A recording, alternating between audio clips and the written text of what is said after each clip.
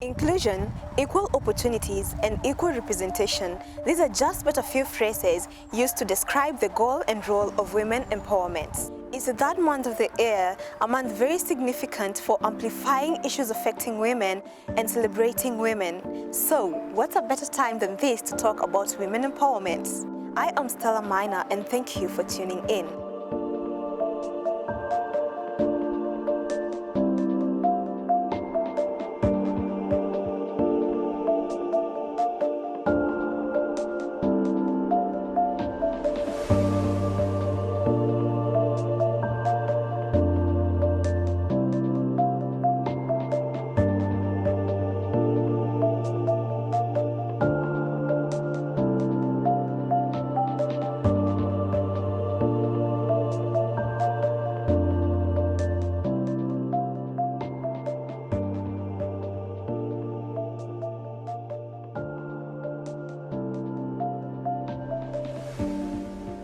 The women empowerment movement, I always liken it to a wave because just like a wave, it creates a disturbance that travels from one location to another.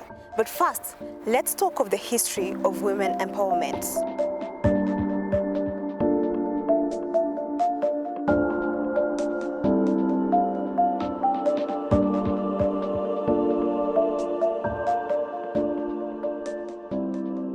Women empowerment is often divided into three specific phases of the women's rights movement in history. The first phase, suffrage, is a term derived from Latin, meaning the right or privilege to vote.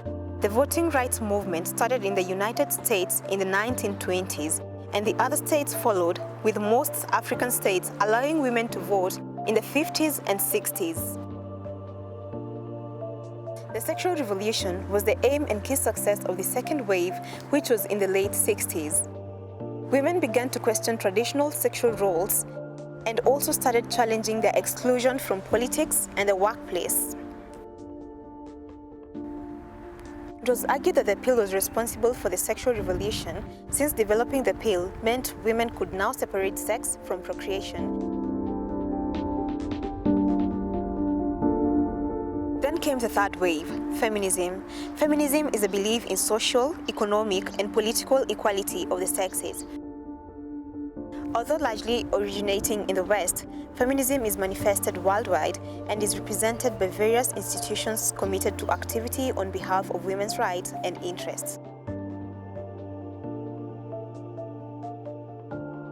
Throughout history, women were confined in the domestic spheres, reserving the public life for men.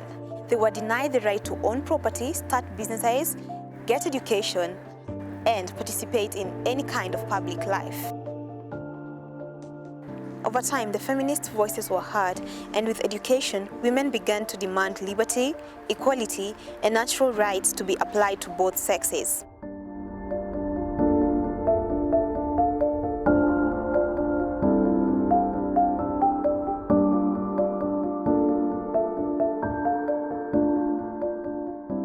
Women empowerment has emerged a major global movement which has continued to break new ground every day. Today, the International Women's Day is largely celebrated all over the world. It's good to acknowledge our women. This makes them feel that they are as equally important as their male counterparts. The commitment to women empowerment has increased globally over the years, and as a result, the movement has come to mean different things to different people depending on who is defining it. To me, women empowerment entails recognition of the rights of the women and also being able to tell them about these rights and help them acknowledge them. As a woman in tech, I just think women empowerment is about allowing the girls or the female gender to do that which others can do, not in a way to suggest that they're any lesser, but just giving them equal opportunities. Yeah. Women empowerment to me is giving a woman a chance to do what she likes best without any restrictions. Women empowerment is basically giving women power and control to do activities or carry out activities in positions in the industry in general, and they are able to enjoy what they do best. Empowering women has proved essential in the social and economic development of families, countries, and communities. It has enabled the women to know their rights to know what they're capable of doing. It has given them a free platform to express their views, to express what they need, to get to know their duties, their obligations, and their rights. It has also enabled women to have access to leadership positions, of which, just like the male gender, they are capable of doing. The women are beginning to take up the STEM courses. We're not shying away from the STEM courses. Women are juggling everything so well. Today, women are business owners, caregivers, mothers, and providers. But as we recognize the great role women empowerment continue to play in the world, it has not come without opposition. The complaints of too much women empowerment or too much focus on the girl child leaving behind the boy child. But have we really bridged the gap between the boy child and the girl child? We teach girls to shrink themselves, to make themselves smaller. We say to girls, you can have ambition, but not too much. You should aim to be successful, but not too successful, otherwise you will threaten the man. On average, women earn 20% less than men worldwide. So it begs the question, how much more should women empowerment do? And how much more will the women empowerment wave have to build up? Women empowerment is not and should not be taken as a competition, because women empowerment is just like a substantive approach to things. We are trying to empower these women to bring them to the same platform as the men are.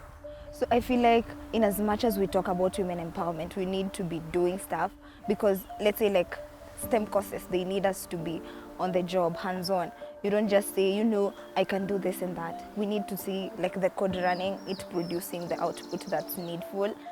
Yeah, because that's what actually, that's the gap with the STEM courses. Today's empowered girls are tomorrow's empowered women. The movement of women empowerment is a cycle. And in the 21st century, we can definitely say that women have devotedly carried the trail of empowering young girls. Since March is Women History Month, I'd like to appreciate Irene Koki, who was the first KQ female pilot. And to add on that, she later became a first pilot to captain a commercial aircraft, which is Boeing. And that inspires me a lot. Dr. Chaumbogo, she's a good woman. She mentors people 50-50 gender at KEMU. She's some head of department of the computer science. Yeah, at KEMU. So she normally has that mentorship program for those taking STEM courses, especially computer science. And you see, in that space, you get to develop, and you don't feel like, you know, now we are a few females, you know, it's just 50-50 and you guys do the most.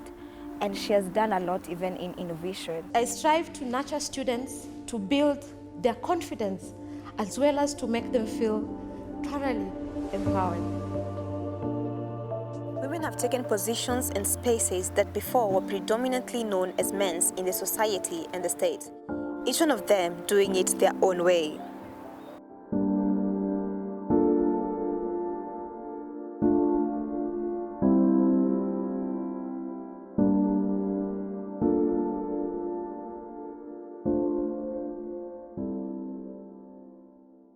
From a movement that started with around 1,000 women, women empowerment has grown and has brought significant changes to the world. Throughout history, women continue to do great things, and though we may not see all their contributions, the impacts can definitely be seen and felt.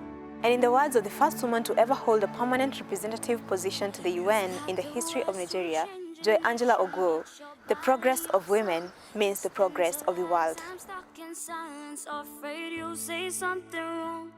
If no one ever hears it, how we gonna learn your soul? Come on, come on, come on, come on. You've got a heart as loud as lions, so I'll let your voice be tamed. Maybe we're a little different, there's no need to be ashamed. You've got the light to fight the shadows, so stop hiding it away. Come on, come on. I wanna sing, I wanna shout.